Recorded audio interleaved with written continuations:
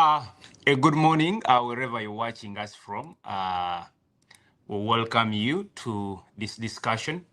My name is Mr.Selfcare, your host, and I want to thank you for taking off your time to be with us here today. We are here to discuss yet another important topic, a topic on autism, one that was discussed here before, but we are here to add on a second part of this. For starters, if you're here and you've not yet subscribed to this wonderful channel, I kindly ask you to do so. But if you're here and you've already subscribed, I kindly ask you to share this with any person that may be interested in learning about autism. A few facts. 1 in every 31 women or children born now has autism.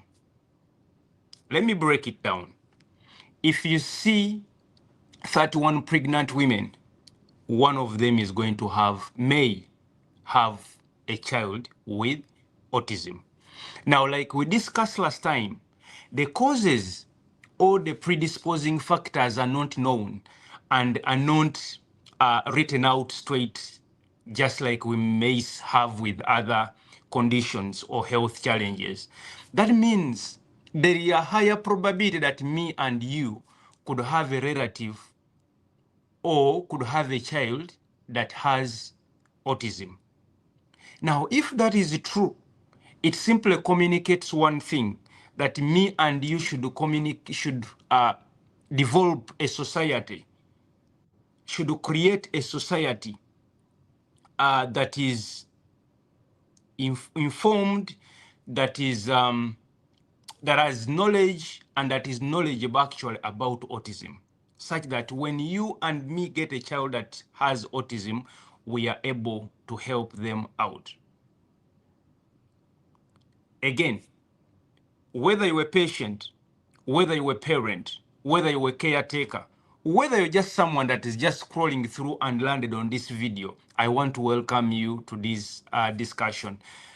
We are joined in by amazing people, by amazing experts, one that deal with these children every day, and above all, a parent that has lived this journey for more than 15 years. There is a lot we are going to learn about autism today. Our topic of the day is simply discussing and looking at how we can support children on the autism or autistic spectrum or on the autism spectrum, coming from different professionals whose role is to take care of these children. Today, this video may look totally useless to you, but I'm telling you, we all don't know when that amazing child is going to be part of our family. So join us as we go into this discussion, and feel free to reach out to us in the comment section. You can put your comment, you can interact with us, but let's be respectful, knowing that there are so many people that are confused, that are stuck, that do not know what to do after having these special and amazing babies. To start with, let me have a mother, a doctor, and an advocate of children with autism, one that has walked this journey right from her house to the public domain. Give us an introduction on this topic. And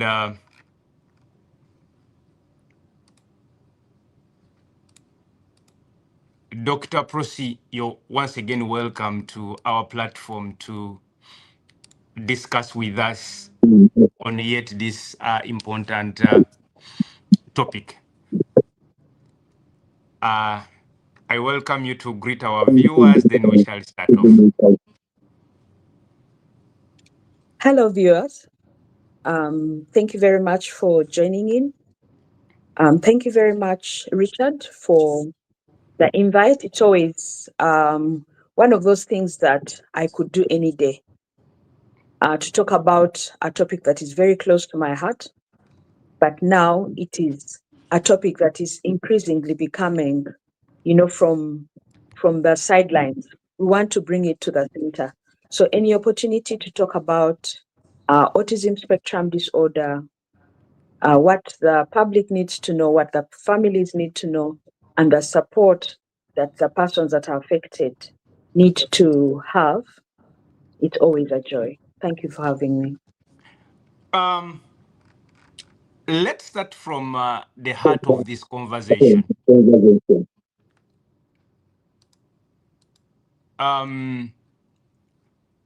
Can you tell us about your journey? Okay. Can you take us through this journey, your journey from the time your baby was discovered with autism to the time today? That could take us weeks, months to years. However, I hope that I can take you through in the shortest time possible. First of all, I would like to say that Matthew is our firstborn. And for those of you who always find out the names of children and the meaning, Matthew means gift from God. So indeed, Matthew was a firstborn and also a gift, like a perfect gift. I want to describe him as. And the initial months, everything seemed okay, at least to us as the parents. However, at about 6 months, it's actually the father who first pointed out that the baby then was not looking him in the eyes. That one, I will tell you, it's not me, but the father who noticed that the baby would not actually look at him straight in the eyes, but also that the baby was just into his own world. But as I've mentioned, from birth to 6 months, everything was okay. So our earliest issue was at about 6 months, where the baby is not looking straight in the eyes. He's not so interested in you as the parents, such that if I was going away to work, it wasn't like a clingy baby. So actually, for me now, I say babies that act too mature, sometimes they could be a problem. I'm not saying every child, but some of them actually who act in a way that is quite mature. They don't cling, they don't cry for the mother or the parents. Okay. So my son would be breastfed, put down, and he was okay, not fussy at all. He was very interested in his toys. And later on, we learn that they are more interested in objects than in human interactions. So then we go on. He's a perfect baby, like I've said. He doesn't cry a lot. He's not fussy. But then the other thing, he used to have challenges with sleep. So sometimes there are days where he would go like 24 hours without sleep. He would crawl, play without ever having to wind down. Anyway, then we go on. He's your first baby, so he's perfect the way he is. But it's the speech issue that brought issues.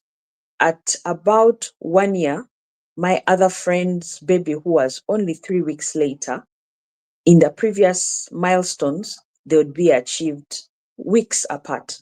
But in this case, that baby started speaking one word. There was no word at hours. They went on to 2 words. They went on to 3. They went on to sentences. And then the sentences were not coming. So just like for many families, it is speech that is the commonest worry or the thing that pushes them to seek for any medical intervention or any evaluation. So anyhowly, as you'd expect, society is telling you, oh no, some children actually speak later than others. it's just a speech delay because it's your first child. And by that time, we had a nanny who was a mtoro. So we are told, no, because there's confusion at home, that's why he's not actually speaking. Then later on, we noticed that he would spin, not the usual. While it was our first child, we've raised other children. Okay, we've been part of families, and you observe that there's a normal that you'd expect, but this child would spin on the end. He would spin until you'd become uncomfortable, not him. And there was no point where he would fall. He would just spin, spin. Then we also noticed that he would pin roll, does something like that, pin roll and hand flap. If he was given anything to eat or drink, he always turned it, or even an item to play, he would actually twist it. And many times he brought it, there's that eye gaze where they look at an object very like keenly or intently. And so many times that um, our seniors would be like, no, he's a very brilliant child. That's why he's scrutinizing anything, everything and anything. So yeah, he's doing all this. You are worried a little bit. Um I'm one of I used to be a very attentive student. So I had heard about autism or learnt about it. But back then, it was one of those conditions that was mentioned and emphasized that it was rare. Okay. So because it's rare, you're not thinking or you don't want to believe that this child may be on the spectrum, but you have all this suspicion, but I don't know at that time whether I've even entered denial because it's just suspicion. So anyhowly, around that time, we go to seek for an evaluation, and the person is a family friend. They also don't want this label. I'm telling you, it's a huge label. It's a huge, it's a huge weight to put on anyone, at least by then. These days, people easily pass the diagnosis. Someone goes to hospital and they are told their child could be on the spectrum. The therapist here, but back then, it wasn't one of those things that people would want to mention. So we take him for the assessment, and for some reason that day he behaves so well, you know. And then we are told, no, you're just worried. Being a firstborn, you have such high expectations. Otherwise, every child develops when they develop. So anyhowly, we go on. We are not doing any intervention, but we are worried. Between worry and thinking, oh, he's okay, he will outgrow stuff, So anyway, um, before he made 2 years, I had my second baby. And that is when all the symptoms, like textbook now, were all out. I think because of the stress of having a competitor in the house, sibling rivalry. I mean, it's not unique to autism, but all children actually get stressed when their parents have another child. So this time he's spinning more. He's not pointing to objects. Rather, if you wanted something, he would drag you along, which is very common in autism, actually. Rather than asking for something, he would just drag you around. The spinning worsened, those eye gazes, an absent look. There's a look, there's that look they give. You look at them and you're very sure they are not around. It's really absent. Dr. Like, Pussy, okay. now I'm moving you from a parent to a doctor. Okay. Just to speed up, someone who would love to pick up on autism, always just watching here. What are some of the signs and symptoms that Matthew and other children display in the early stages of this condition? Okay. So there are common symptoms or signs that are seen across board. But I want to emphasize that autism is a spectrum. So that's the symptoms will not be, the intensity will not be the same across board. There are those that are mild, moderate, and severe. However, for someone to fit into the diagnosis, they have to be in issues or challenges in 3 areas. The first one is social communication. Social communication is the eye contact, because if you're not looking at others, then you're not likely to learn or understand what they're talking about. So at the earliest, even at 6 months, you cannot, like I mentioned, our son had poor eye contact or no eye contact. So you find children that do not look anyone in the eye as early as 6 months. You find children or people that do not have joint attention. They cannot participate in activities that require more than one person, that joint attention. Then you'll find children or persons that prefer social withdrawal than being in the company of others. So for the children, they prefer to play alone.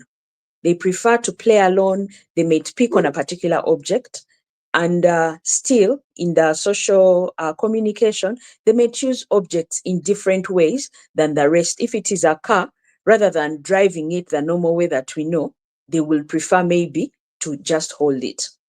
If it is a ball, for example, all boys, okay, most boys would know what to do with a ball at even 1 year, but these ones don't. If you give them a ball, they will just hold on to it. They don't throw it and they don't kick it. That is in the social communication domain. Then we have the speech and language domain, and there, children or persons affected with autism will not be able to have, most of them actually, will not be able to have age-appropriate communication. For example, at 6 months, you'd expect that a baby is able to do the baby sounds, the bubbly baby happy sounds and noises. And such that when they coo, when the parent is communicating to them, all of us know what parents do or people do with babies. The babies also attempt to communicate back. But in this case, they may not be able to babble, to do those baby sounds.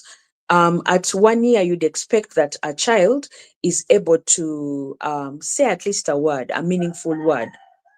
In this case, they may not be able to speak that word.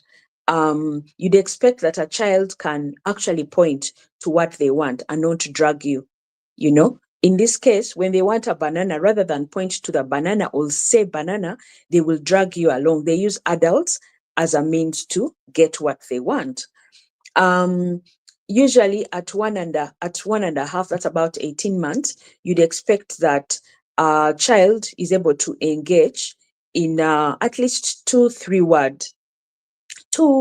word sentences, and they're able to, actually by 1 year, they should be able to listen and attend to their name, to respond to their name. But in this case, when children are called, you call their name, Richard, he will just continue to do what they are doing.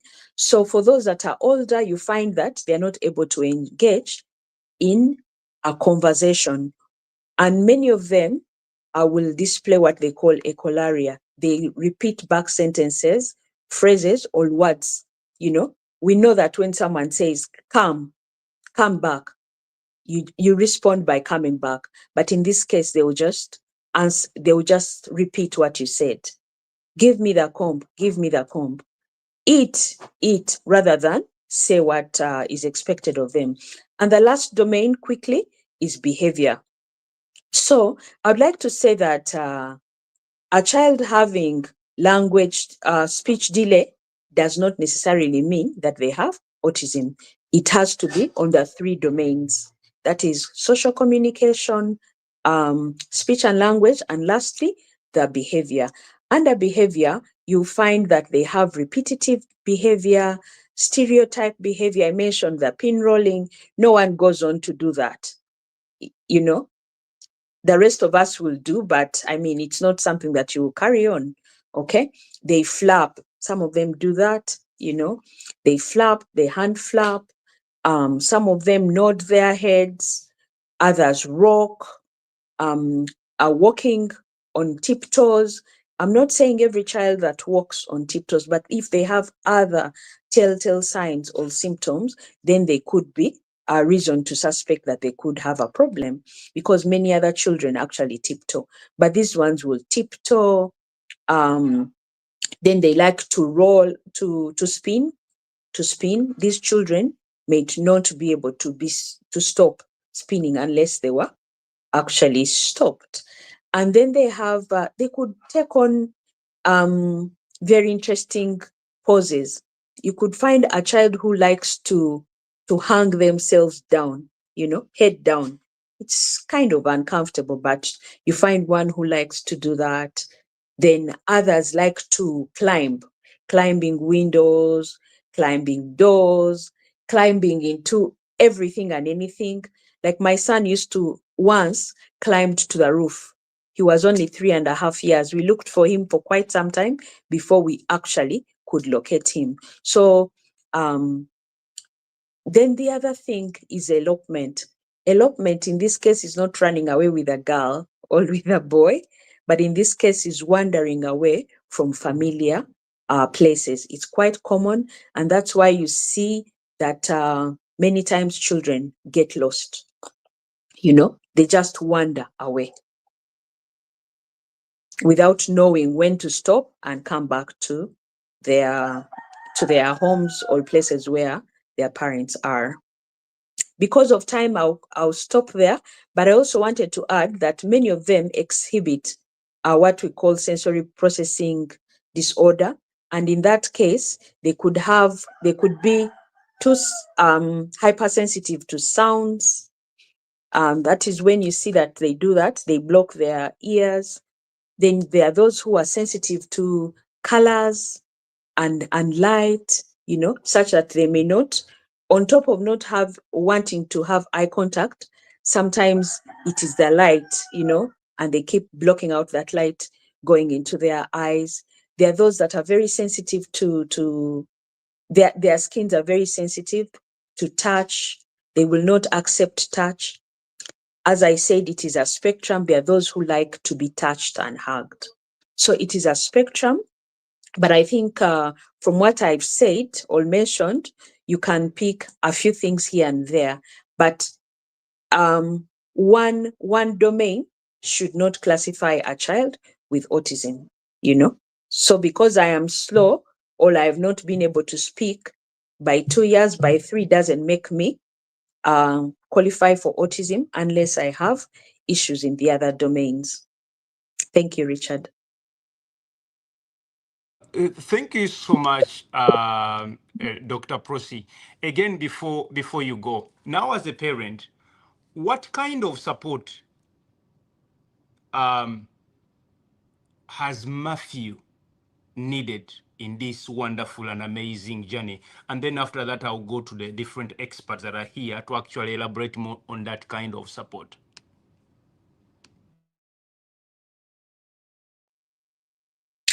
Thank you. So, per the books, autism is lifelong. However, the support can change that. And the challenges are immense. And like I mentioned, it's a spectrum. So every child requires support, but different kind of support. And this support can evolve over time. But even before the support, we need the support of the society to understand that these children are not acting out, that these parents have not loved on their children too much, and that's why they have this condition. We want the understanding of society to know that it is like when you have, let's say, diabetes, it is a condition, okay? When you have hypertension, it is a condition. When you have kidney problem, it is a condition. So we are also saying that that is the first support that we want. We want people to understand that it is not witchcraft. When our children interact with the rest of the world, they will not get their children, those that are neurotypical, to become autistic, for example. Their children will not learn unless they so choose to learn, but our children will not spoil them. or will not endanger them in any kind of way. So that's a first support that parents that I represent would want to have. We want the world to be less judgmental, less judgmental and more willing to accept that these children actually exist. It is not their fault. It is not the fault of the parents, but here they are. And they are equal. They should be treated as equal citizens of the world. So in terms of the specific support, as I elaborated, the presentation could vary. So when they have challenges with speech and language, they will need services of a speech therapist. And I'm glad there's a speech therapist here. But rather than force children to speak, we all want our children to speak. And you cannot imagine the burden that goes off the parents' shoulders when their children are able to engage in language. But it's about 30 to 40% will not be able to speak. So there are times when speech therapists, the society is pushing them to speak, but maybe they will never be able to speak. Then we need to concentrate on communication, because communication is broader than speech. People should be able to communicate, find ways to communicate. Then there are children, most of them, if, for example, they don't have they are not, they are still in social withdrawal, they don't have the pre-learning, skills. The services of an occupational therapist come in handy. Some of them will not be toilet trained. So we know that occupational therapists, for the longest, or what they do best, is helping people to be able to work at their, like, for example, if an adult loses their skill, they help them acquire them or be able to live fairly comfortably, So services of an occupational therapist to be able to concentrate, to learn concentration, play. Well, it is normal for children, any neurotypical child, to know how to play. Persons or children with autism will not know. Most of them will not know. So the occupational therapists actually, with skills of play, they help them attain those skills, because without, at 6 years, at 4 years, what you should be doing is play. So they help you do age appropriate activities. So if special education, some of them are actually very smart and can follow any curriculum, while others need support to follow that curriculum. Yet we have to be real and very realistic to know that there are those who are not able to follow the normal curriculum and they require special education. So it's important to know, to have that heart and know that, yes, you're trying your best, but this is it. Maybe they will not be able to attain the grades to become engineers, to become radiographers, to become doctors, to become, all that, and accept, and then take them at their pace. It is important to identify their strength as early as possible. Actually, the literature now goes on to say that as early as 10, we should be really pushing them to areas where they can, where they can blossom and do better. I will tell you that from my son's experience and our experience as a family, these children or people with autism or anyone with an intellectual disability, many times they know what they are not able to do. Yet the rest of us imagine that by pushing and pushing and pushing them, we are going to get, it's like, what example can I use? You push someone, maybe if we took ourselves back to secondary school, there were subjects where even if you were given 20 years, you would never do. And everybody has those subjects. Okay? So once we have worked on the pre-learning, and then we have the pre-academics, we have academics. We need to assess and know that there is no push that is going to get a proxy to do geography. Okay, for me, I could do it, but I hated the subject. Okay, but I know I have friends who scored very poorly in chemistry. Now, for me, if you walk me out of my bed and gave me chemistry back then, not now, not now, back then, I would do well. There are people I knew who did not understand those valises. I don't know what those things were called, periodic table, and yet it was just so simple for some of us. So we all have to appreciate that people are gifted differently. Some of them, by showing them a pen, especially when they have tried, they actually know that they are not able to do that. But what are we doing? We are pushing, pushing, and pushing. On the contrary, you're not helping them, but breaking them even further. So it is important to identify their strength and try at that. There's a parent I recently interacted with. Their child is 20. I went, by the way, as part of Blossom Spectrum Wellness, we go to centers. Okay. And while we are going to centers, we have lived experience and professional experience where we can discuss and come up with a plan to help these centers improve. They're already doing their best, but enhance. Sometimes there is that tweak, you know. I have been a doctor. I have treated peptic ulcer disease. And there are many times when we assumed that by giving them this triple therapy, in the next 2 days, they were fine. I got about. And when together with GI specialist, I'm like, you know what, this, I don't know if we are treating the patients right. So there's experience that comes from the lived experience and the fact that people have gone on into tangent to understand how to support these people. Okay. So I found this 1920, he's still being helped to fix shoelaces. Okay. And clearly he's not able to do. And yet when we assessed, this person can do computer. So as a therapist, as a parent, as a teacher, what are you doing to this little man who is seated in there? He knows he does not have the proficiency to do that simple task. He's judging himself. He knows he's not able to do. So strength-based approach is very important. I am glad that in our family, we pushed for as long as we are able to push. I had a lot of dreams for my son, but I had to look at the reality and work with a child that God gave me. So we identified that he loved art. So that is the journey we are walking.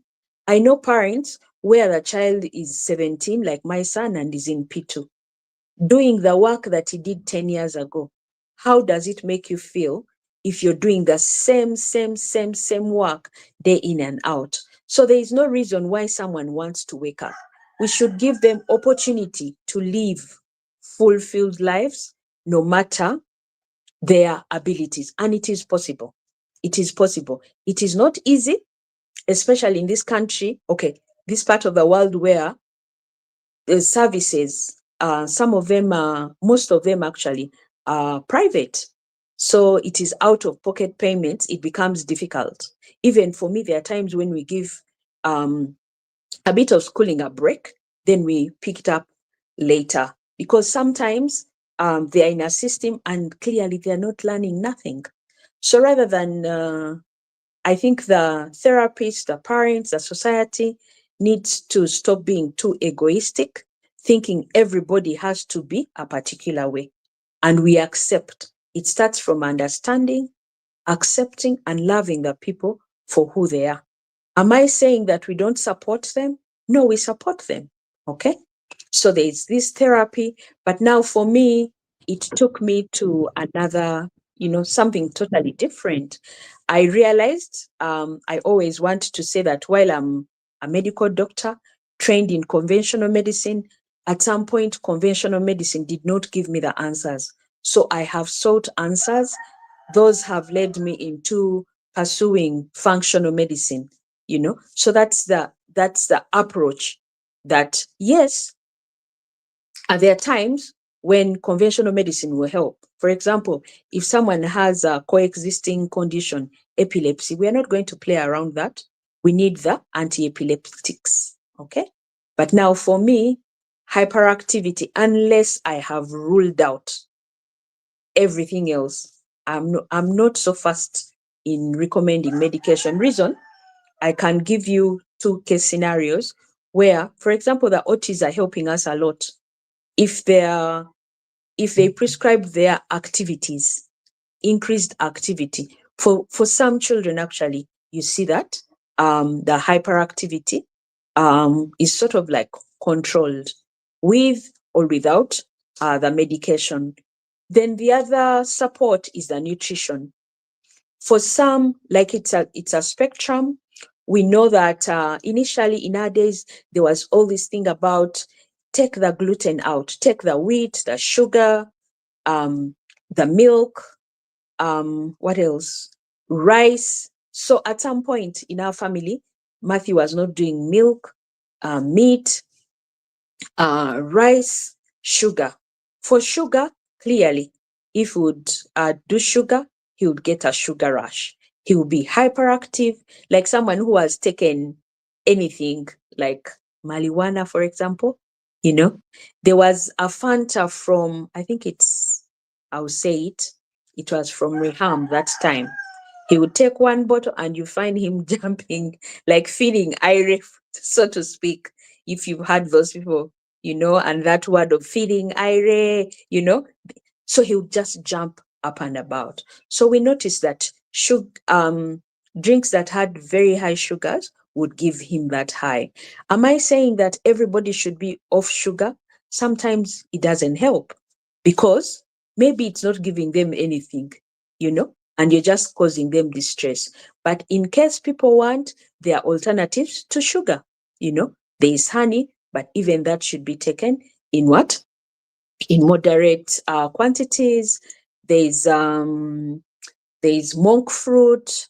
There are other alternatives to sugar, you know. Wheat, for example, in our family, it used to increase the pin rolling and flapping.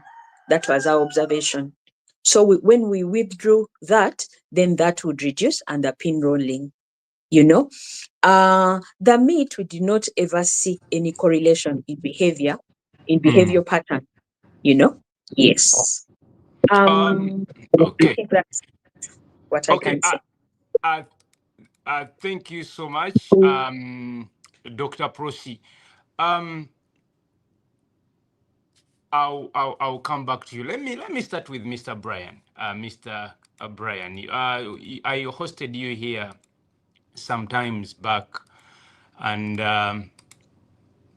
I'm glad you accepted to be back here. Communication is one of the first areas where we normally see our autistic friends struggle. And I remember the first time we interacted, you talked a lot about that. How do you assess communication needs in a child that is autistic? And how do you approach that type of therapy? Because so many of us confuse communication to talking. So can you elaborate more on that before I go to my friend Rebecca? Good morning once again. My name is Brian Kagombero, and I am a speech and language therapist. Yes, addressing communication or assessing communication in children begins with addressing what is communication exactly. What do you understand by communication? We know that communication is the passing on of information from one individual to another. If I'm able to pass on this information, then I'm successful at communication. Yes. Communication is both what we say verbal and non-verbal. Verbal meaning speech, and non-verbal meaning by other means other than speech. When I mean by other means, we talk of things like pointing, we talk of things like nodding, shaking the head, we talk of things of body language. If I move aggressively, we have facial expressions, the way you look at my face and I do different actions with the face. That is all part of communication. And as speech and language therapists, we always emphasize that 80% of communication is nonverbal, meaning that you don't need someone to speak to fully understand what they're trying to communicate to you. You already realize what they're trying to communicate simply through how they're acting. Yes. An assessment of communication, we start with an individual's comprehension, their understanding. Are they able to understand what's going on around them? Are they able to react when their environment changes?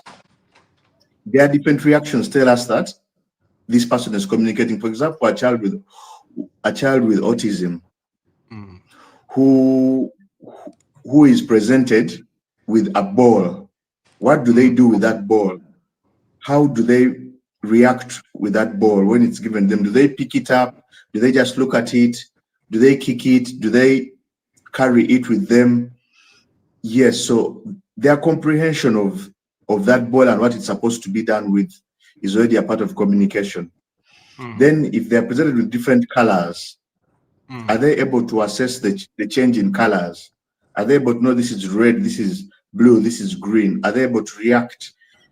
And are they able to say if it is red or it is green, or they don't react at all with different changes in color?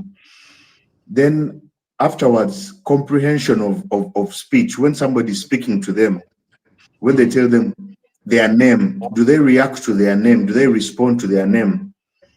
For example, I call the child Aaron. Aaron, do they react to their name when they hear their name, or they don't at all react? Then also, after comprehension, we look at expression. Is this child trying to express themselves? When the environment is changing, how are they reacting? Are they expressing themselves through body language, through facial expressions? Are they expressing themselves through holding another person around them? Yes. Are they trying to express themselves through speech? Are they speaking out? Or are they making some noises, some sounds? Are they trying to make some sounds to communicate? Yes. And finally, are they trying to express typical words that are used by typical people? Are they saying, you tell them, how are you? Are they telling you, I am fine? They make a mistake. Do you hear them say sorry? Or do you see any remorse in how they react? So expression is both comprehension and expression hold great levels of communication that are both speech and not speech. It's very broad. And as speech and language therapists, of course, we call ourselves speech and language therapists, but actually what we really do is more of being communication experts or language experts, because language is a broader term that holds both speech and other means of communication. Actually, it's better to say speech and language therapists. Yes. Again, Mr. Brian, what are some of simple things or simple techniques that parents or teachers can use at home to try to support communication of children on the autistic spectrum, especially those with speech and language problems? Yes. As speech and language therapists, one thing that we like to tell parents is observation. Observe as much as possible. Observe as much as possible. If possible, note down your observations of this child. Note down your observations of this child. See how are they acting. in different circumstances, when they're presented with different things, when you speak to them, give them different instructions, observe their behaviors. Observe as much as possible and note down. And also observe the change, that when I tell him this, he reacts this way. When I tell him this, he reacts this way. When I present this, he reacts this way. When I present this other thing, he reacts in this other manner. So those observations can give us a good realizing this child's mode of communication. Realizing this child's mode of communication. When you look at the basics of autism spectrum disorder, you realize there's a large neurological background. There's a large neurological background. They have what we call different wiring that is not typical of our everyday children. Their brains are either overwired in some areas and underwired in some areas, meaning the neurons in some areas are largely connected, while in some areas the neurons are less connected, meaning that they react different. In some areas, you see them really showing good, very strong sense of understanding, while in some areas they show low sense of understanding. And this is expressed through their behaviors. Now, as parents, one that I always advise is that autistic children are very visual. They are very, very visual. The area of wiring of their vision is very high.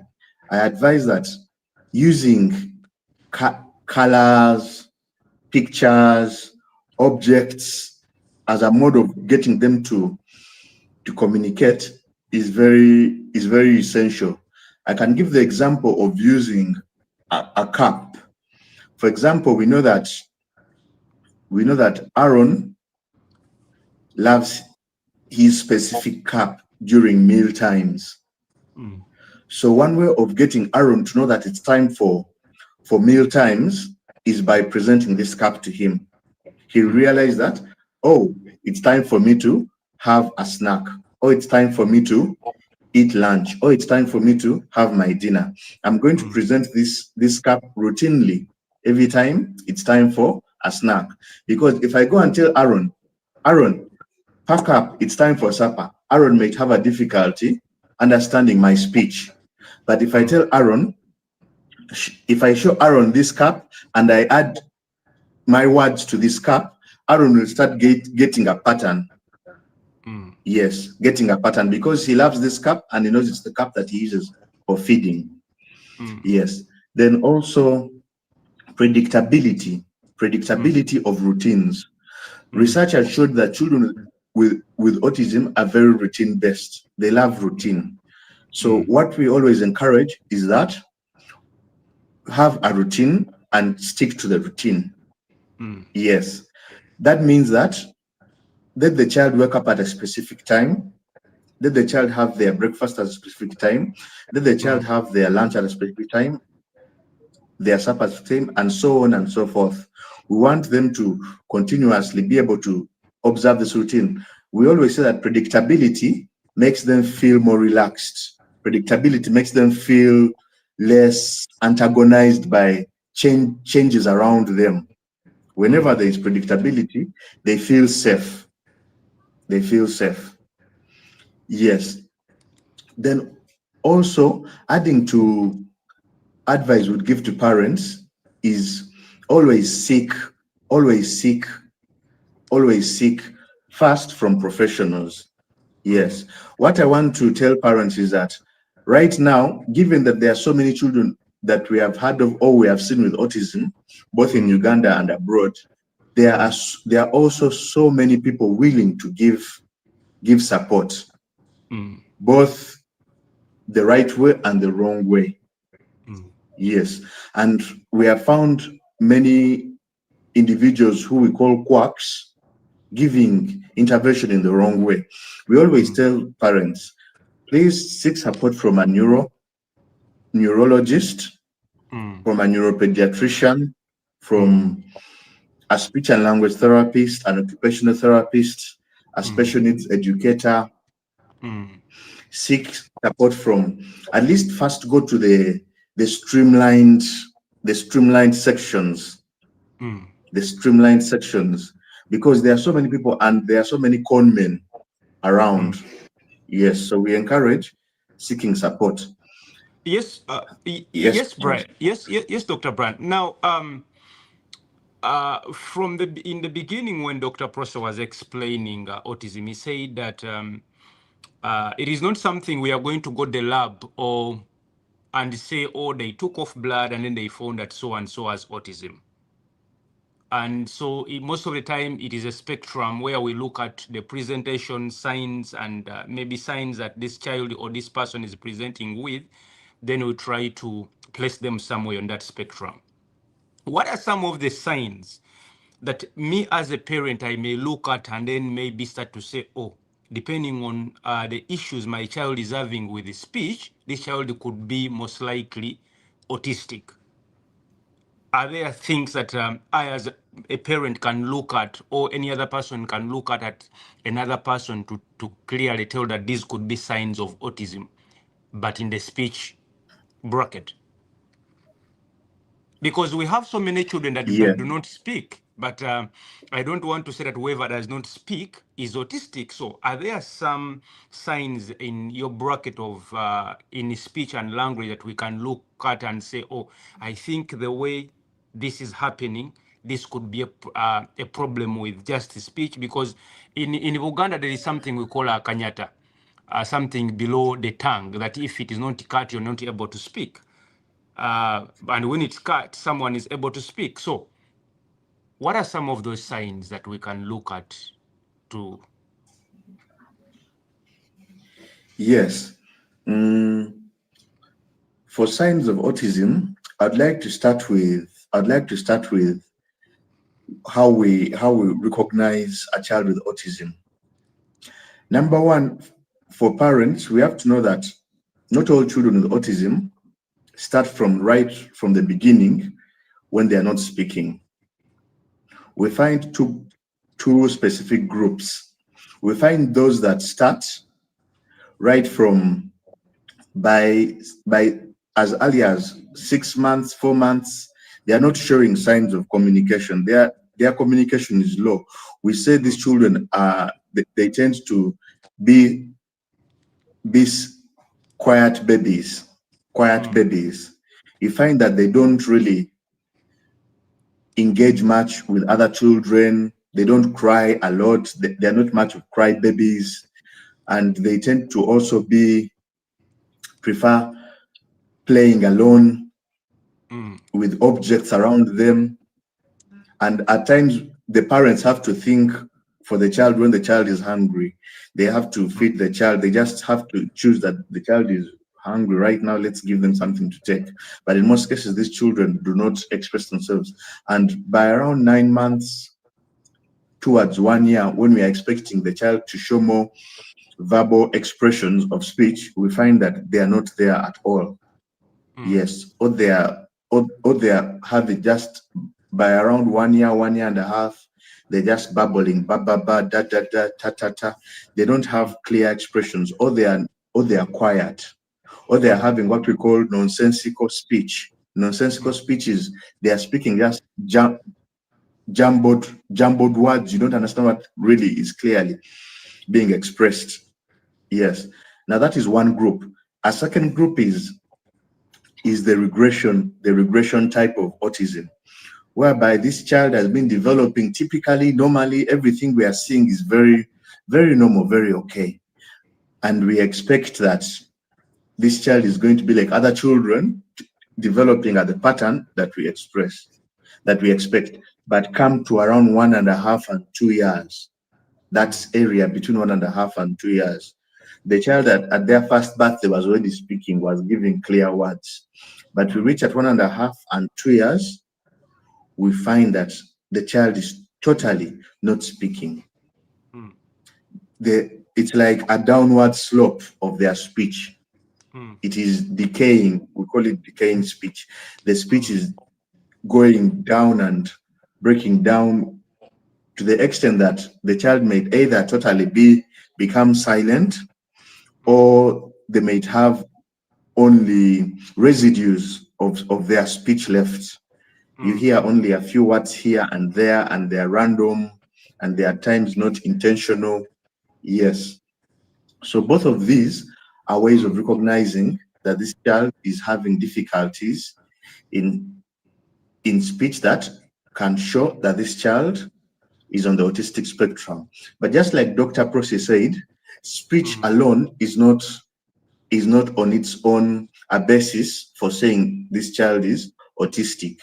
We always prefer to use other criteria, such as behavior and behavior and their social interactions. Yes.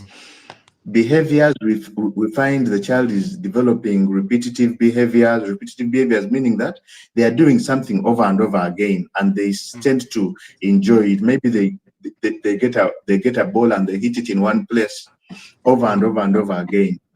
Yes. Then we also see ritualistic behaviors. Ritualistic behaviors meaning that you find this child getting shoes, and they pick these shoes and they go and line them up. They get their towel and they go and put it in a specific way. It's like a ritual that they are doing. They do an activity that is in a very specific way that is not typical of children of their age.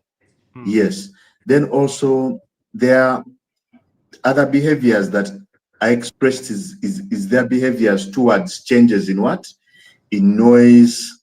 For example, you find a number of them blocking their ears when specific sounds are around them, or you find when they go for haircuts. When they go for haircuts, they feel a lot of hurt when they tend to fight during haircuts.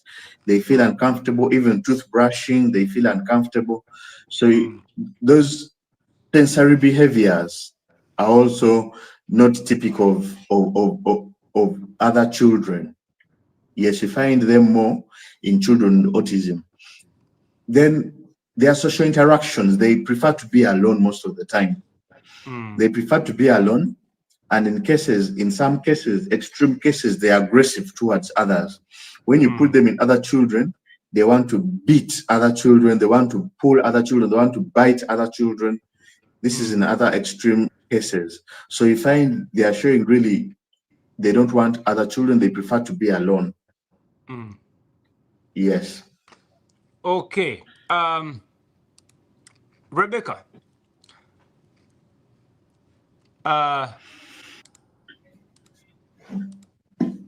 autistic children need education because they're just children, just like any other person.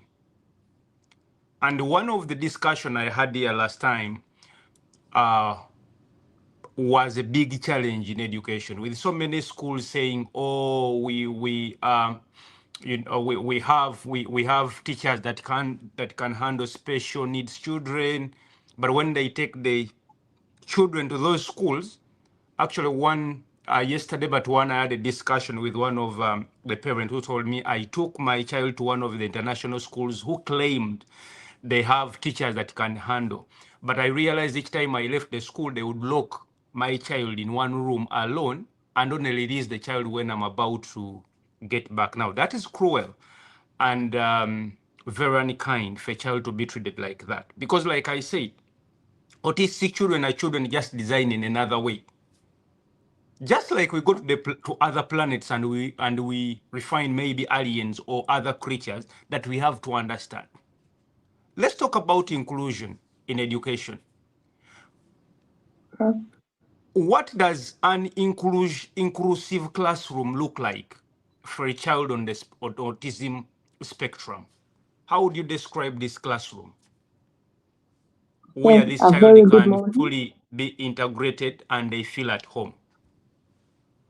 Yes, First of a all, very good introduce yourself. morning. Yeah, good morning. I'm Rebecca Nasir. I am a special needs teacher, and I'm glad to have started since a number of years. And over time, it is a progressive learning, and we keep adjusting as coming and as we get. Rebecca, you're not clear. Your voice is breaking on and off. Okay. Am I better now?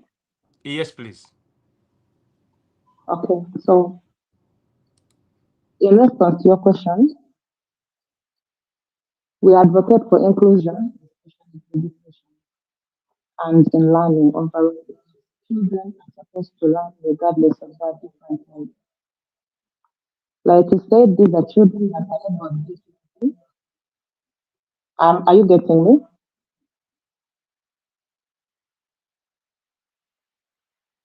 I am struggling to get you. Is there? It seems Okay, like there I is think another device close to you that is, I don't know, recording or giving us echo something. is that okay? Hello? Are you getting me now? Yes, please. Okay, so I may have to go over everything and say that again Yes, for please. clarity. Okay, so I'm by name Rebecca, and I'm a special needs teacher, Yes. and I work with special children. And over time, I have received children Mm. who are supposed to be enrolled in. Yes. And when we enroll them, of what they would love their children to achieve. However, I will refer to this practices submission, which is said that at some point we need to put a very thick line between what a child can accomplish.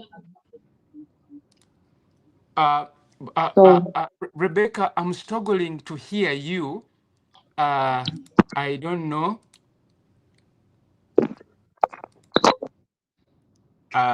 Yes, please. is that better now? I may have to just use a live voice. Yes, that is very better. That is very okay. I'll think of that. So, in response to your earlier question, we advocate for inclusion. Yes. However, the inclusion is able to happen if a child has been thoroughly prepared for that inclusion. So we, in the beginning, give the child one-on-one learning sessions with a child and a teacher for them to Oh, learn at their. Rebecca, again, I'm struggling. Your voice is on. It starts well, then it goes away. I don't know what the challenge could be because I'm getting. Now that is clear. Now that is very clear. Okay, so I was saying that we prepare children by giving them one-on-one classes in the beginning where they are taught at their own pace and things that they can handle with their comprehension levels. Yes. And this is the general basic of learning. First of all, we work on their overall attention and concentration Yes. for them to be able to sit in longer classes and independently or with less support from teachers. When they achieve that, then we work on their comprehension for them to understand things in their way, but rightly, for them to be able to understand what you want them to understand as their teachers. And then we introduce the learning content that you want them to go through, which is the basic learning content. For example, the alphabet and the sounds, the numbers and number values, the shapes and colors, the body parts, and the basic learning content, basically. So when they understand that, we then transfer them to an inclusive class when we feel that they are now able to sit with the other children and be included in a bigger class setting without anxiety, without being stigmatized by the other children, when they can be able to do what the other children do, much as they can do it their own way and in a slower pace. So that is where we advocate for a multidisciplinary therapy approach, because when a child has been prepared in the beginning with the support of a special needs teacher, a speech therapist, and an occupational therapist. Mm. That way, they are able, first of all, to sit and concentrate. Secondly, they maybe for issues like activities of daily living, they can go and do their potty or toileting independently. And now they're fitting in a bigger class setting. Are we together?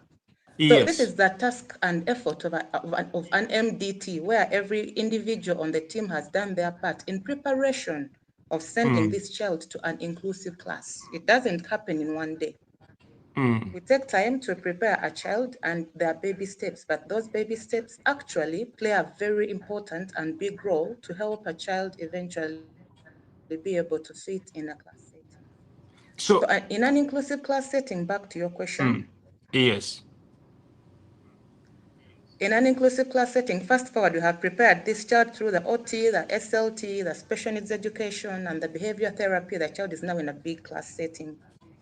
We let the children go through everything that the other children are going through, but with guidance and support that they need.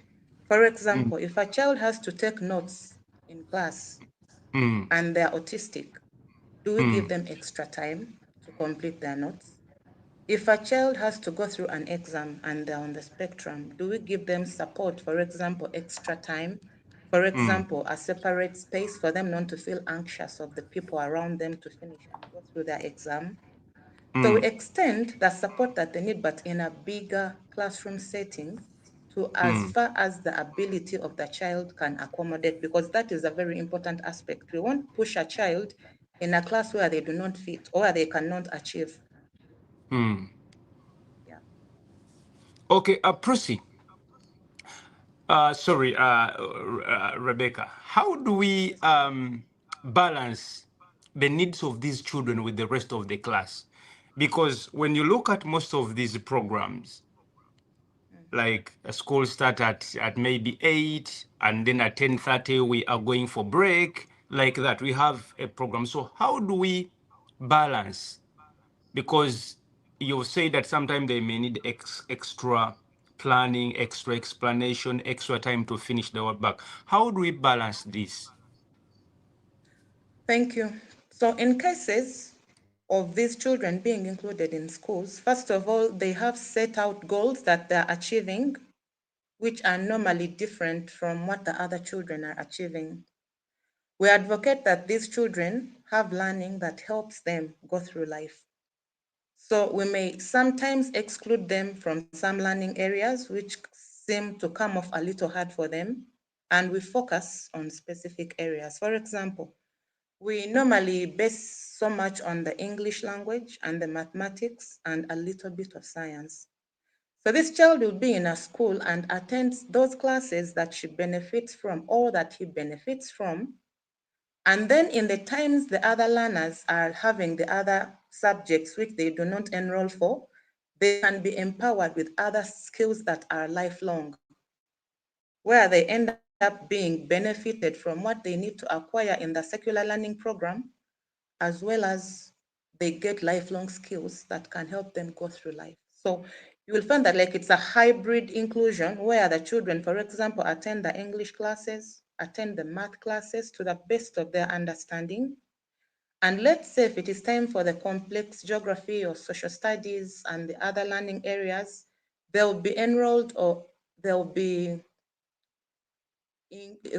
attend a class which is like a life skill class. For example, a music class, for example, an art class, for example, a crafts class, something that is like a lifelong skill that they can attain alongside the other secular academic work.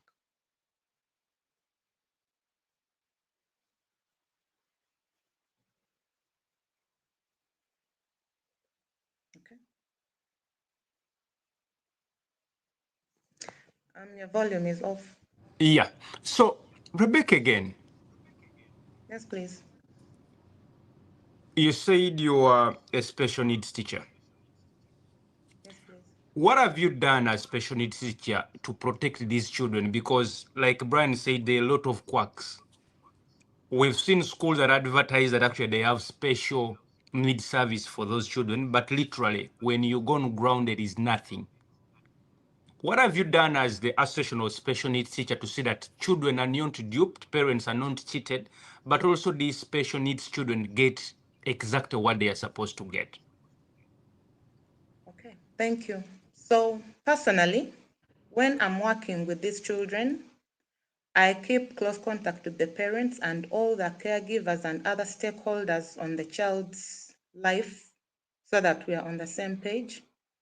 So that way we communicate on what we are working on.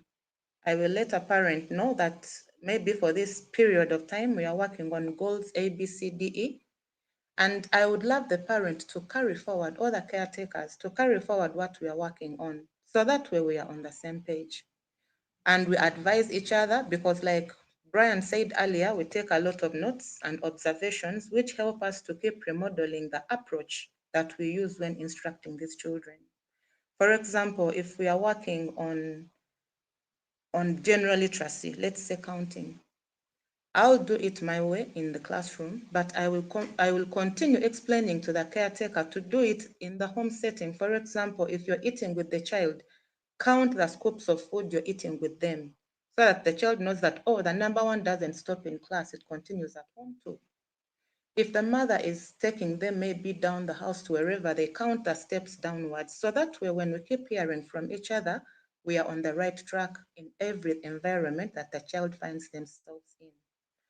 Also, we encourage parents to view the classroom sessions of the child whenever it's possible and convenient, so that the parent also assesses, is this person doing the right thing with my child? Because you have a right as a parent to observe what I'm doing with your child. So I request and encourage parents to set up visits at school so that they get to view the classroom sessions and the therapy sessions that their children are having with the different team members working with their children. Because like Brian said, it is sad and unfortunate that we have a lot of people masquerading to do what they actually don't know how to do. And that really represents us badly as people who work with special children. So I would encourage session viewing. I would encourage continued therapy and sessions at home and in other environments so that we keep in track and in touch on what we are doing. And also, you can inquire whenever something doesn't go right. Please call your therapist, call your teacher, and make an inquiry about what is happening with your child. But I would also strongly say that we protect these children by being their friends, because these children, like Dr. Crossi said earlier, are very intelligent people and they sense environment like nothing. They sense energy like nothing. You realize that this child may be nonverbal 100%, but when they see someone, they're actually excited to see them. They're happy to see them. They'll come to you, they'll touch you, they'll want to be close to you. They'll be all over you. And when another person X comes, they get withdrawn, maybe go away, maybe go in a corner or cling to another person with whom they feel safe. Now that's communication.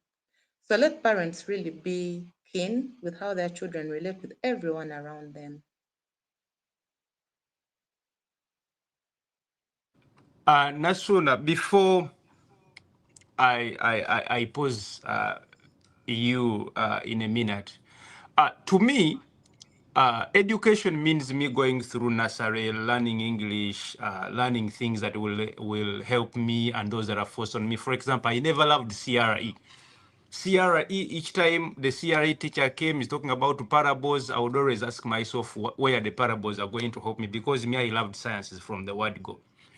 Now, that's education in a life of a typical child. Go through school, go through primary, go through secondary, go to university, find a job, blah, blah, blah.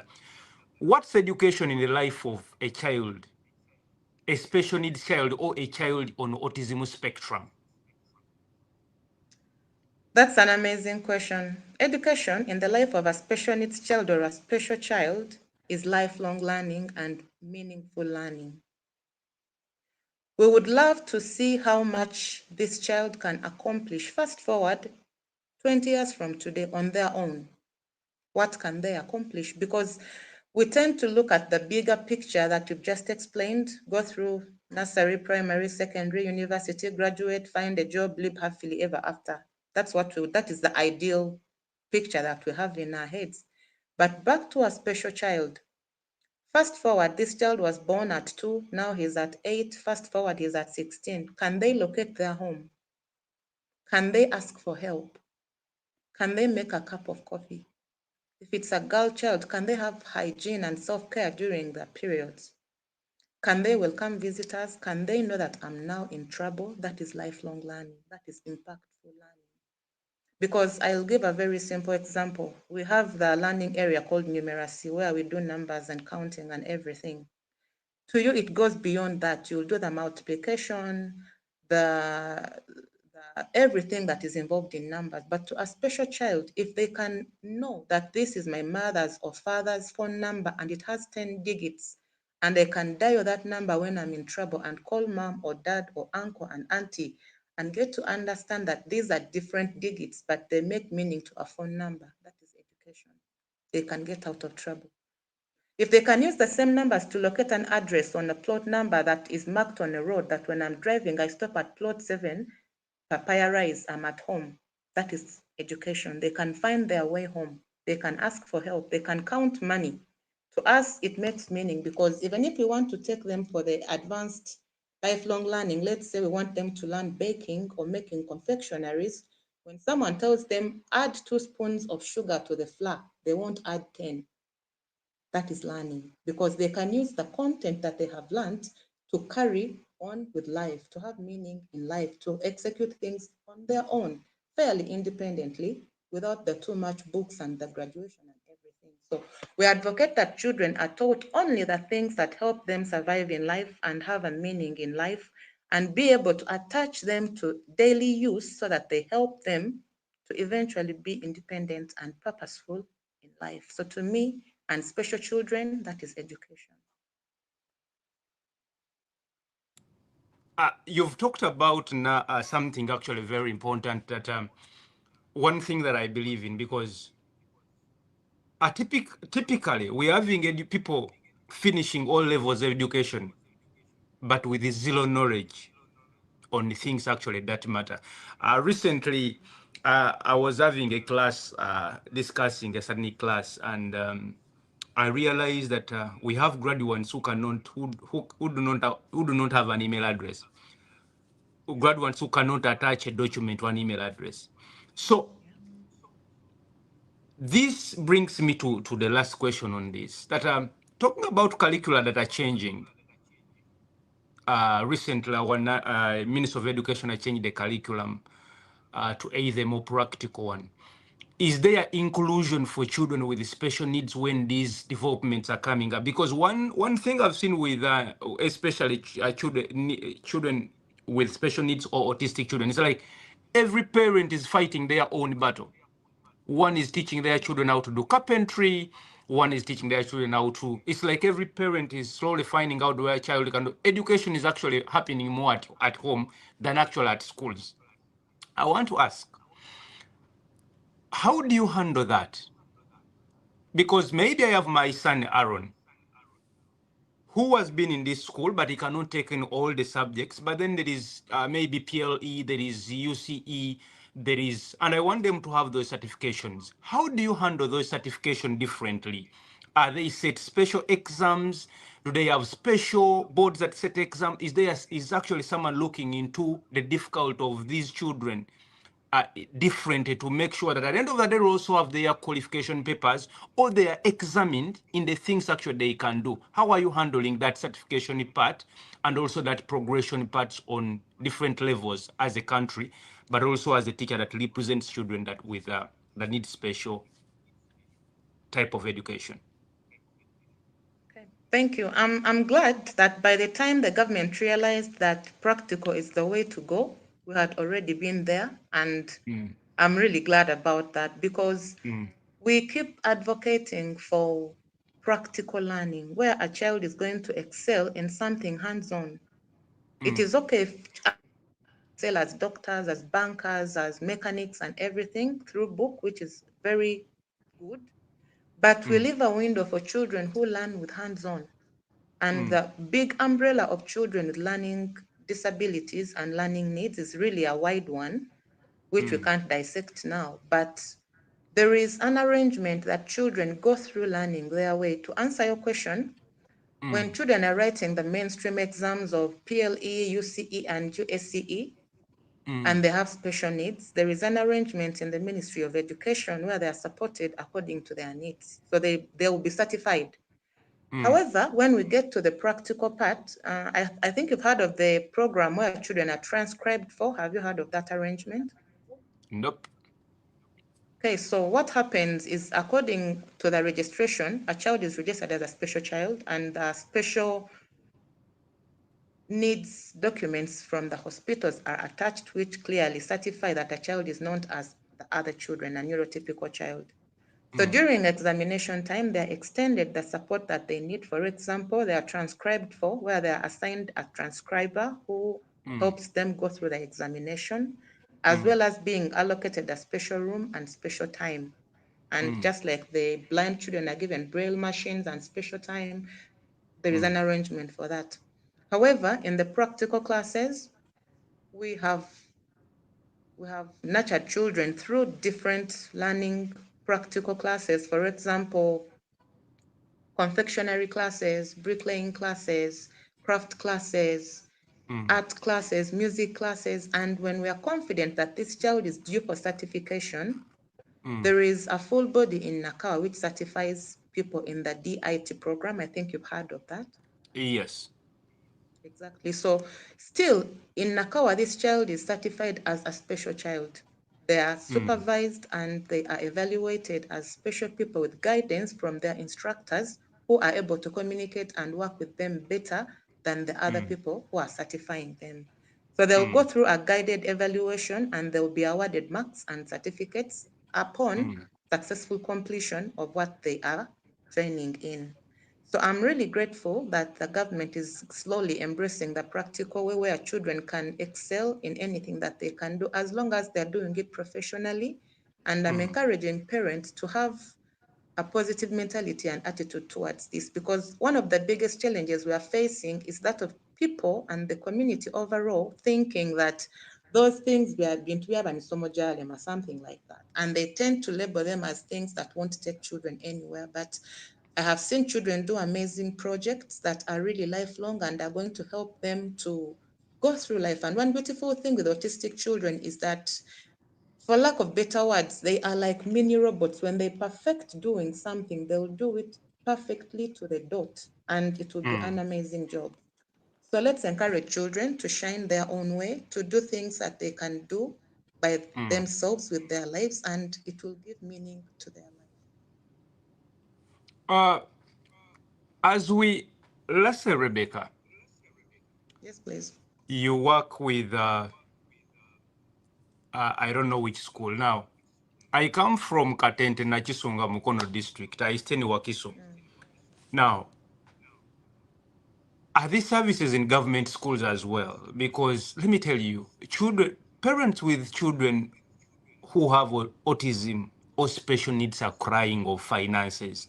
They are paying expense with a speech therapist, almost every type of assistance they need. They are really paying a lot. Do we have such things in government schools? If no, Unfortunately, there are very, very few government schools that provide the service that we do provide, because in the beginning of it all, the government paid attention to physical disabilities. For example, there is a school for the physically handicapped in Mengo. There is a yes, school for the deaf children in Tinda. yes, And there is a school for the visually impaired children in the northern part of the country, though not very sure of the location.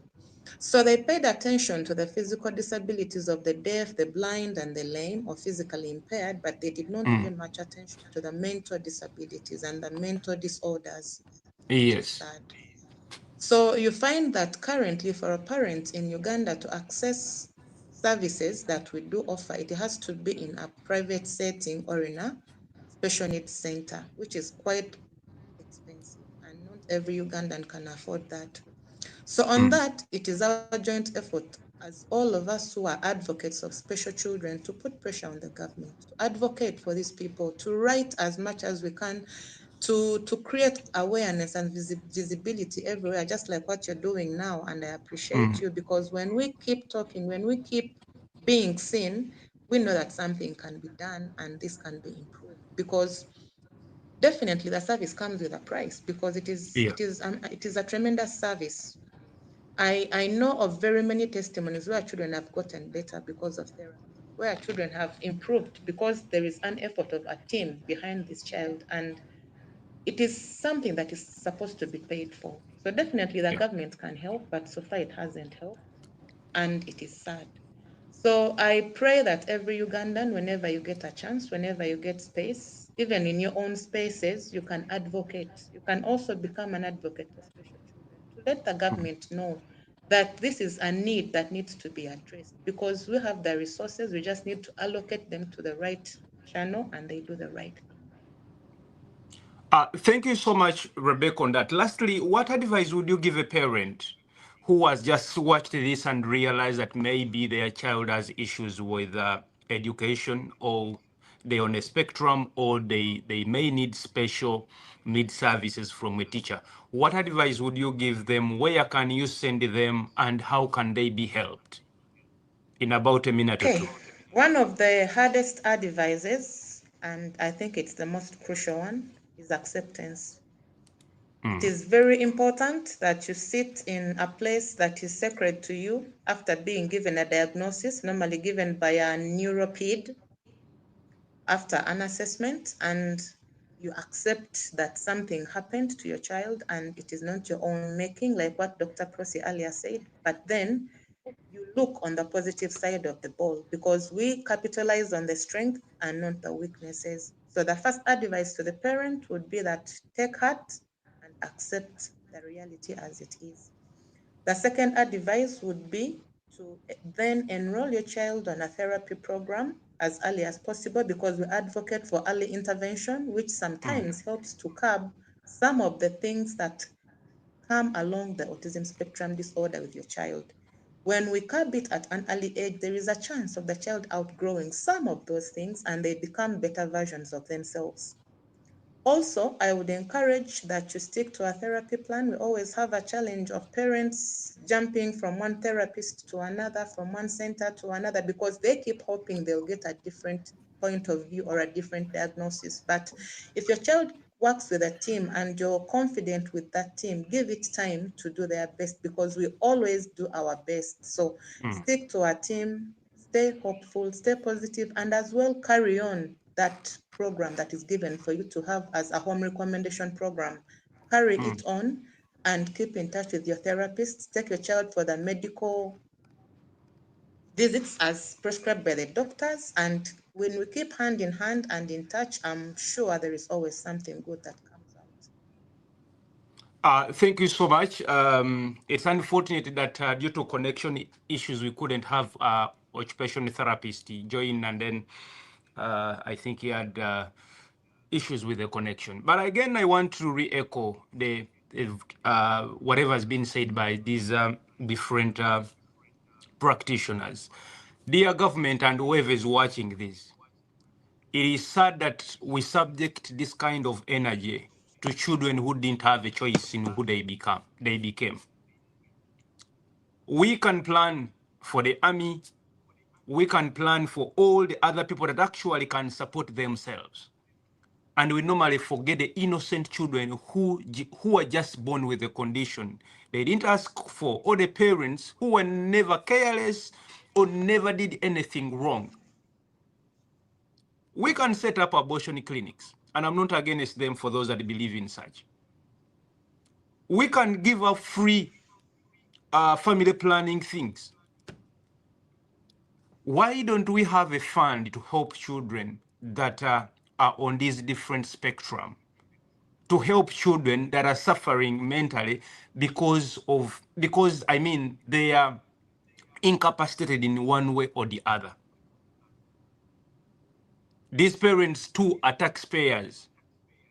These parents too are doing a lot and contributing so high to the development of the country.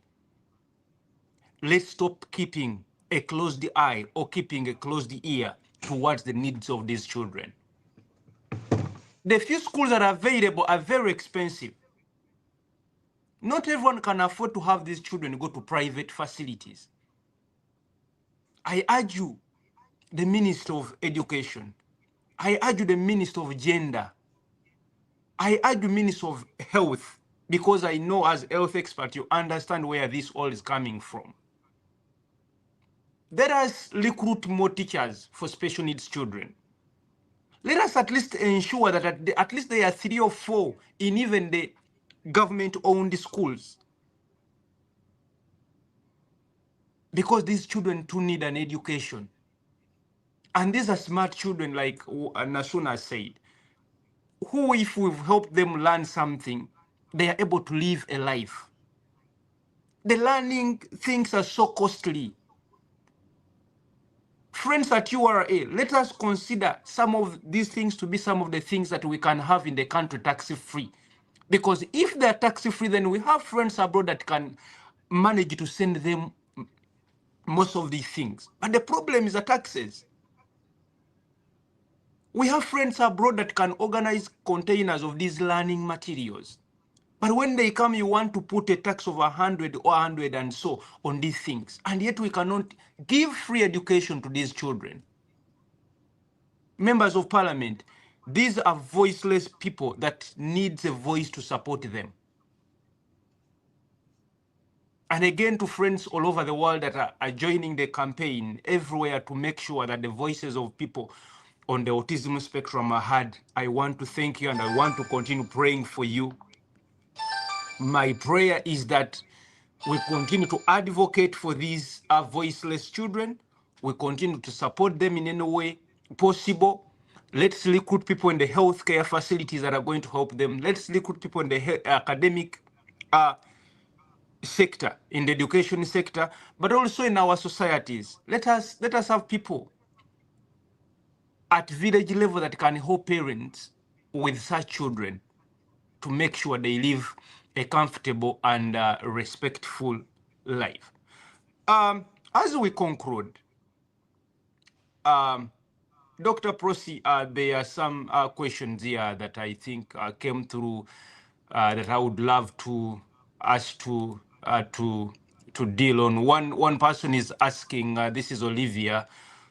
Olivia is from California, and actually Olivia promised to stand with people on autism through Blossom to make sure we have some learning aids.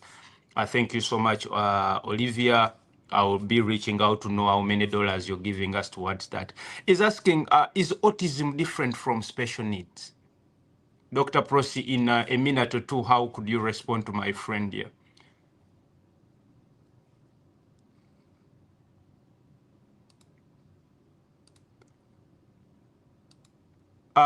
Dr. Prosi, I think you muted yourself. Thank you very much, Richard. That's a very, it must be confusing to everybody. And our special needs encompasses more conditions. So per the definition, a special needs person or someone who has a special needs is that person who needs extra support for them to function at a level others function typically or normally. So autism falls under special needs, but not everybody that has special needs has autism. I don't know whether that would be clear. So special needs is the broader term because it encompasses people that have physical disabilities, people that are neurodivergent, people that have, for example, hearing impairments, a visual impairment. That all is special needs. Someone who needs extra assistance for them to function would be special needs. Then autism in particular is a neurodevelopmental disorder, okay, that affects the social communication. If you remember, I tried to break it down under social communication, speech and language, and behavior challenges. So I would say that autism falls under special needs. However, there are many other conditions that constitute special needs. Thank you. This comes from Nadia, who is one of our panelists here. And she's asking, this has been a great discussion, seriously. How best can we approach a parent or a couple that has a child possibly on the spectrum without creating negative emotions?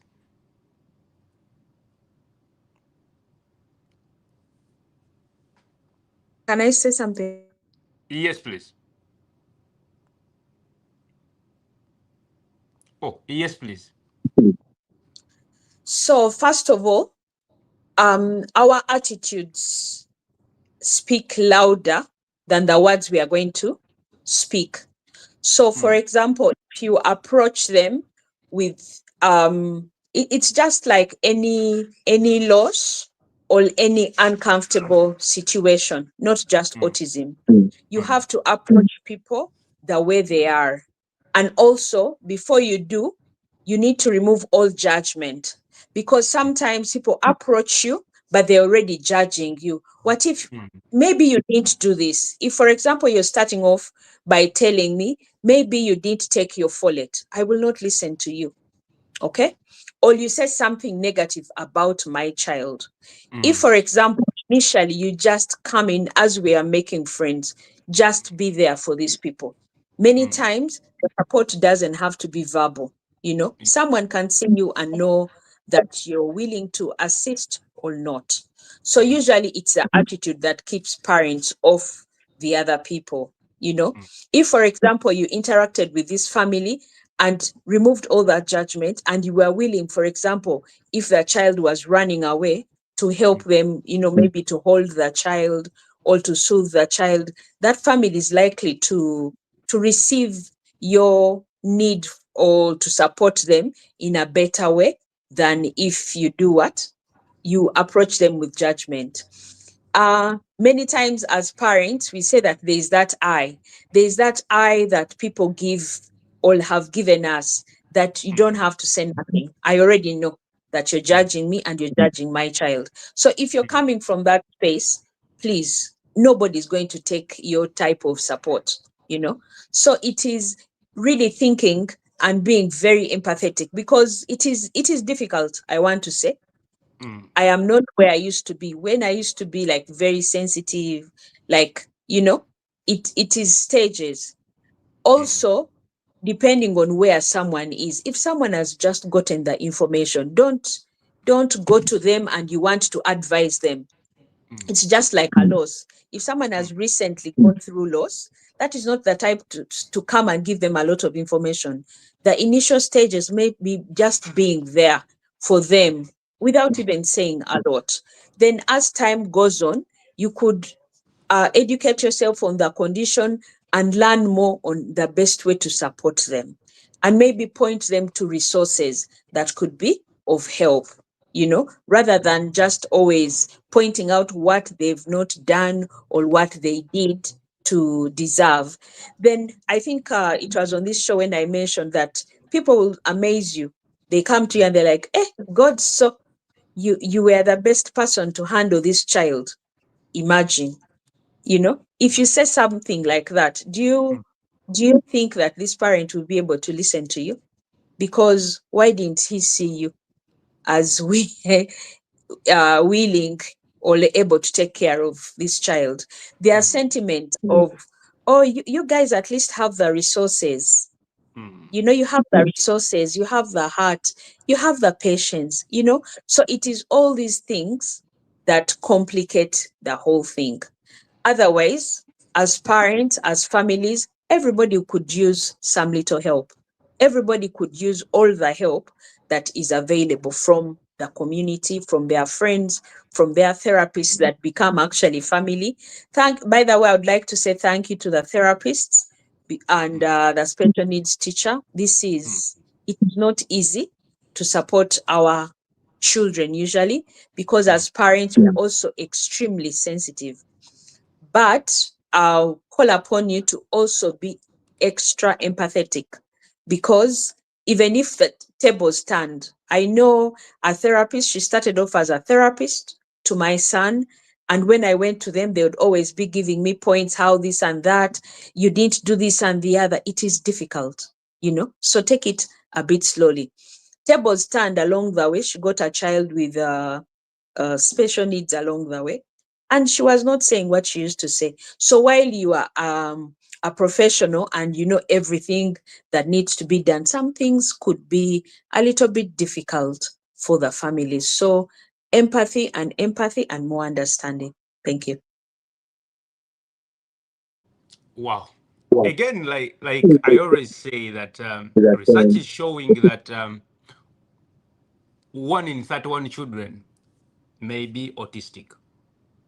So to the person throwing points and being negative the way you are and blaming people who have such children,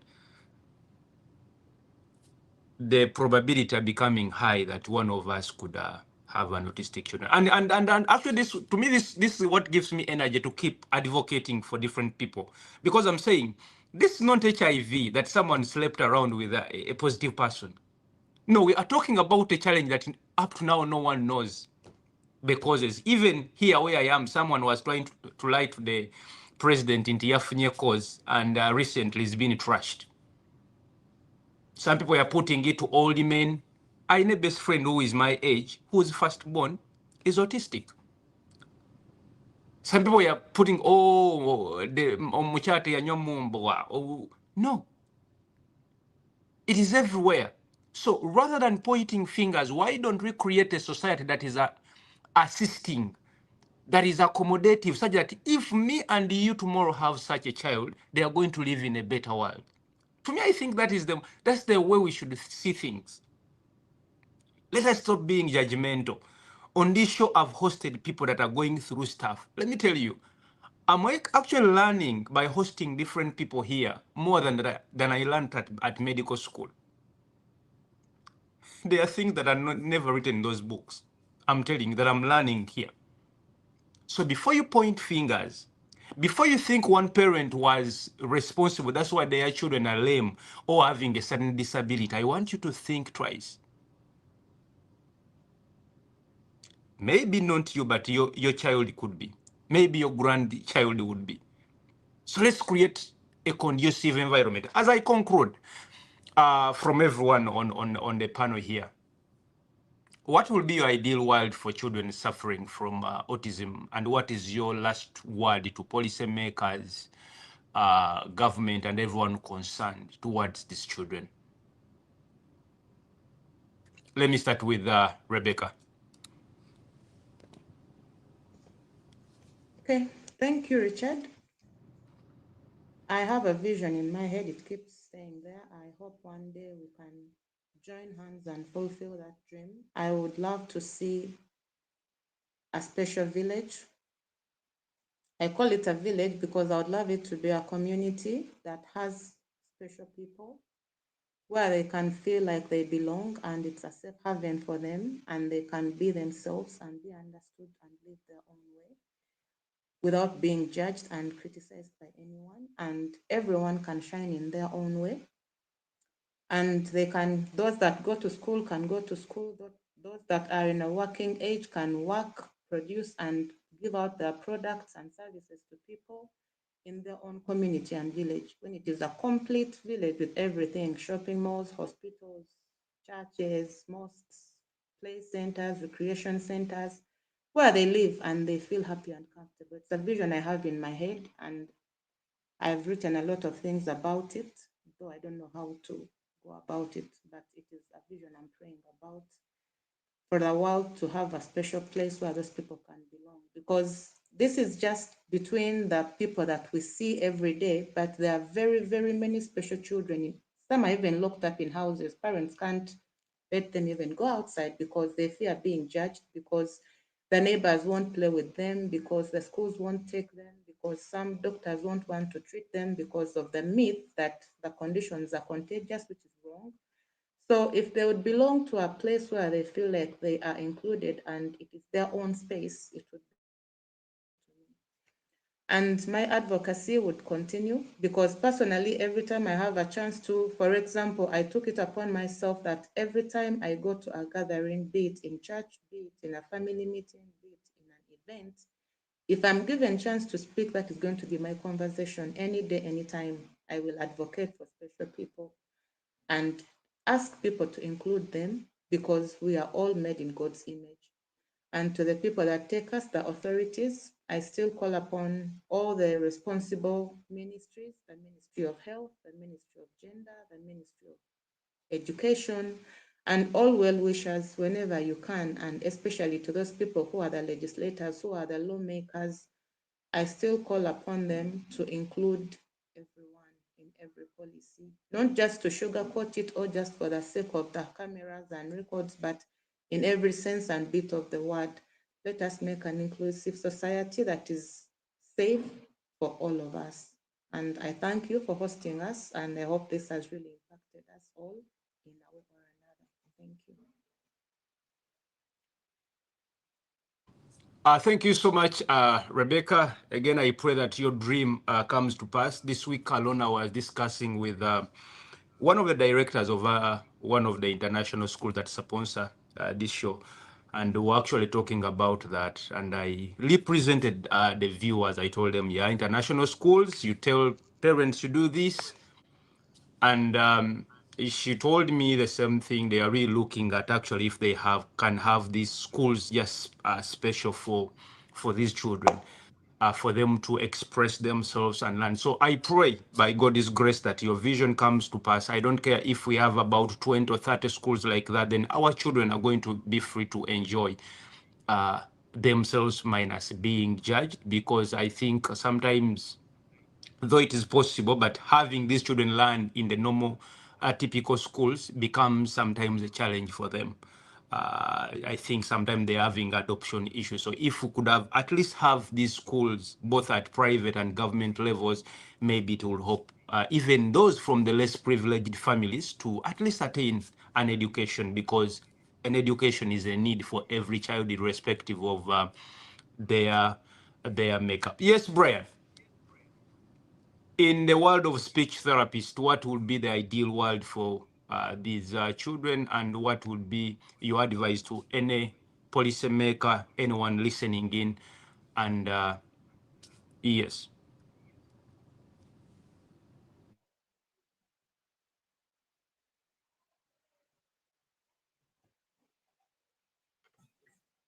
Yes, in the world of speech therapy, we envision an inclusive environment that is inclusive schools, inclusive healthcare, inclusive communities that do not judge these children, do not create stigma for parents and children with autism, but are ready to embrace them and ready to help where need be. For example, in schools, we need schools to be open to children with autism. We have had a number of scenarios where parents take their children to a school and the school says we do not work or see such type of children. We encourage that schools should get more information, more knowledge about autism and what it's all about, and realize that these children are supposed to be at school. For example, an area that they find difficulty with is social interaction. And as speech and language therapists, we always say the best way to figure out that area is to include these children in typical schools. We encourage that a parent takes this child to a school that has other normal children, because these other children will be able to feed into this child in that area of social interaction. Yes, then also, we also encourage that schools open up to have more speech therapists, occupational therapists, special needs educators, and other people who can enable a successful environment for these children to bloom, such that we find that these children, we want them to be able to get each area that they're having a difficulty with to be worked on. And we always say that a child with autism is just one child with autism. They're just an individual with autism. Meaning, number one, that they are different from another autistic child. And number two is that you have to look at them from their area of strength. Look at them from their area of purposefulness. What can they do? Yes. So we encourage that schools and other areas, health workers should be open to understanding autism more. And right now it is upon us that the statistics are showing us that these children are increasing in numbers. There's no global reason why this is happening, no clear-cut reason why this is happening, but this is happening already. So we have to be sure of that. And we encourage all our stakeholders in the government, in the NGOs, and other areas to take a keen interest, because anytime soon, this will be your child, or this will be a child of somebody who you know, who you are very well aware and care for. So it's important for all the stakeholders to put our hands together, our interests together to enable the environment to help our children. Yes, thank you, Richard. And thank you for this wonderful platform.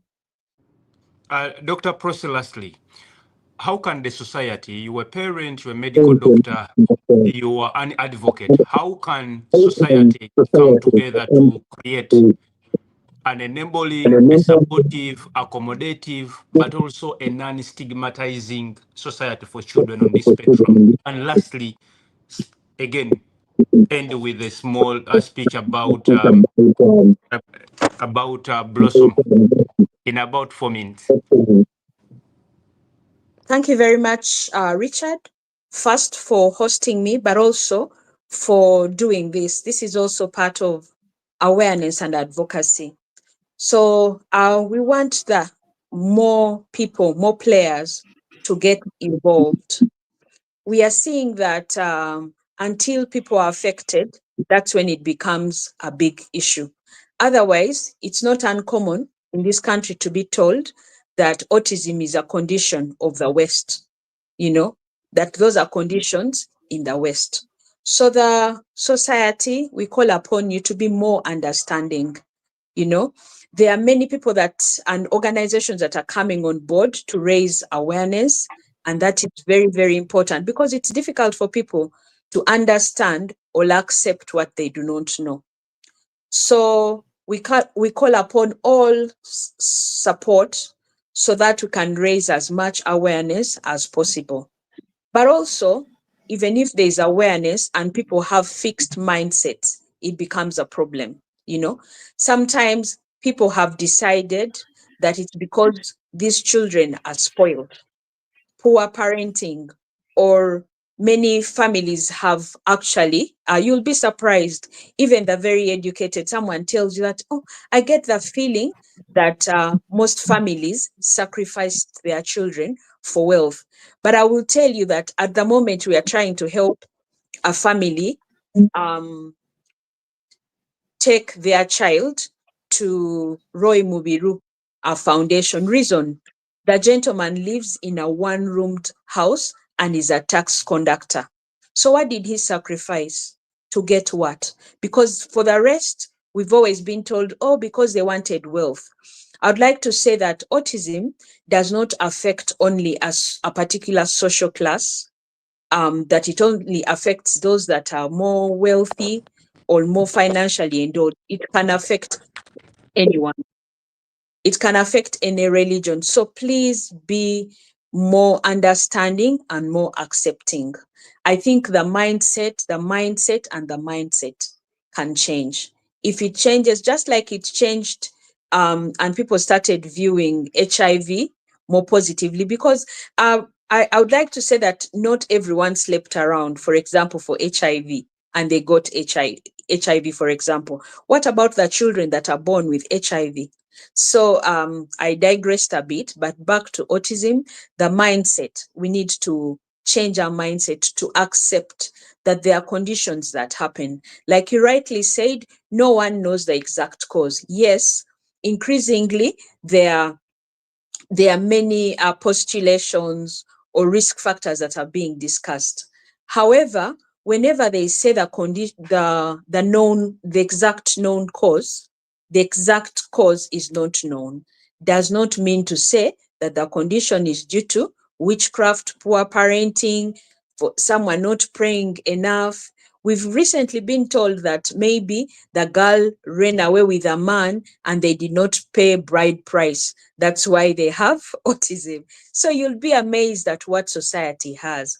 Autism is a neurodevelopmental, meaning it occurs or it happens during the brain formation, affecting the way someone communicates, the way someone behaves, and all the other things that we have talked about. So the society, we are asking for less judgment, more understanding, more acceptance, and more love. If you were in that circumstance, you'd want to be appreciated. We want to see that these people that are affected are actually supported to achieve their greatest potential. The greatest potential for the different people is actually different, just like all of us. All of us are not engineers, doctors, or plumbers. There are things you do not know. So even people on the spectrum, they have strength. Can we look at their strength more than we actually capitalize on their weakness? Here I was representing Advancing Autism Family Support Organization, which is a parent-founded forum to support parents with children with autism. So if you are a therapist, you can refer parents to us, so that it is mainly an online forum, but we support ourselves. There are things you may not understand as just a teacher or a therapist, but a parent will speak to their fellow parent to maybe pursue therapy. There are those that don't believe in therapy. There are those that believe that children with autism should just be left at home doing nothing because they've lost all kind of hope.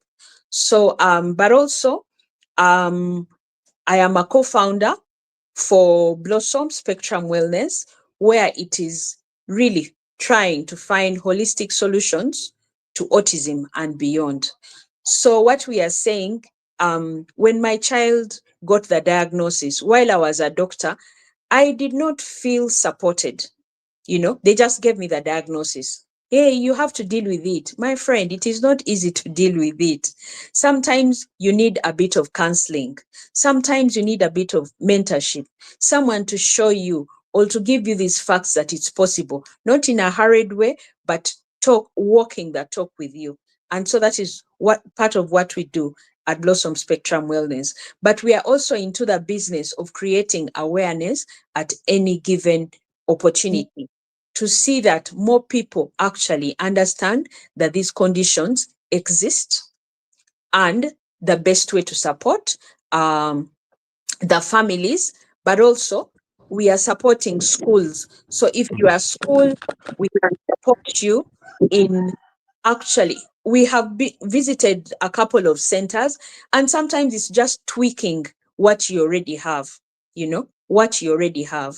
So really trying to upscale the type of service that the children are receiving. We want to see that children are supported to achieve their highest potential, and that is going to be different for all. In terms of Okay. communication, Yes, in time in 30 seconds. in In 30 30 seconds. Yes, please. we are saying, can you give children or persons with autism a mode to communicate? So, Brian, you guys are doing a very good job. And we hope that, other than, if like for some, they will not be able to be verbal, what can we do? In Kenya, for example, they are doing this study. It's a research about iris tracking, eye movement tracking. There are those that are nonverbal, profoundly autistic, but can they be able to communicate? I have dogs. And with time, I've gotten to learn about dog language. What can we do to ensure our people are not locked in and they can't Okay. communicate? Thank you so much, everyone. It always ends hot. I hope we can have another session. Our time is running out. And thank you so much, everyone listening in and our panelists.